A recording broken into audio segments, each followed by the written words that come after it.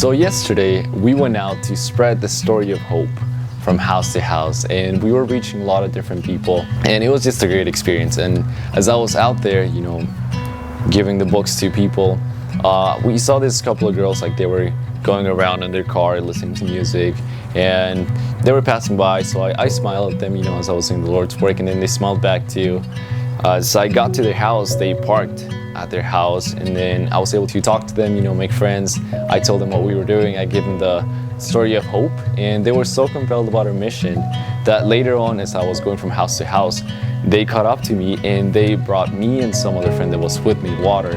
And not just that, they didn't just stop there, but they went and looked for my other friends that were around the area also doing the same mission work, and they also brought them water. So it was just really nice to see how God, when you're working for Him, He will always take care of you. If you're thirsty, if you're hungry, if you're tired, He will supply those needs that you have, and you'll be satisfied and happy.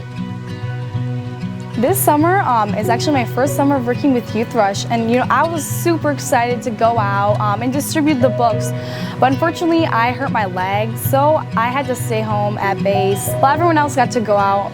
Finally, my leg got better, and a few days ago I actually went out, and it was really nice. Everybody was like, "Oh, thank you for the book." They weren't like, "Go away." I was actually at a trailer park, and you know how they have like the two porches? So I saw this one guy, he was out there, and I'm just like, I don't want to talk to him.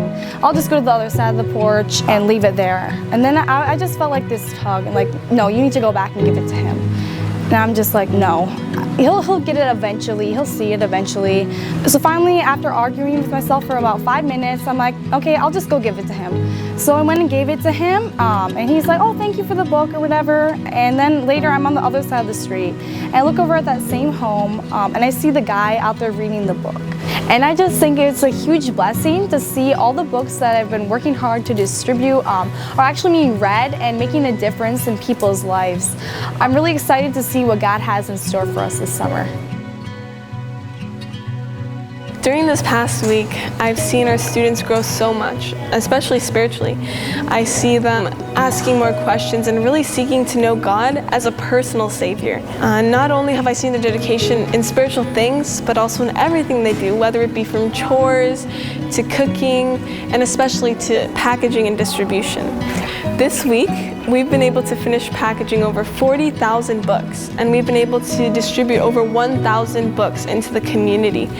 And of course, whenever you're doing something for the Lord, the devil tries to throw curveballs. And this week was no exception, but we've been able to adapt and move past the difficulties and use them to glorify God. As we go into this last week, we're so excited to continue the work that we're doing for the Lord in distributing literature to people's doorsteps that will not only point them to Christ, but will also prepare them for His soon return.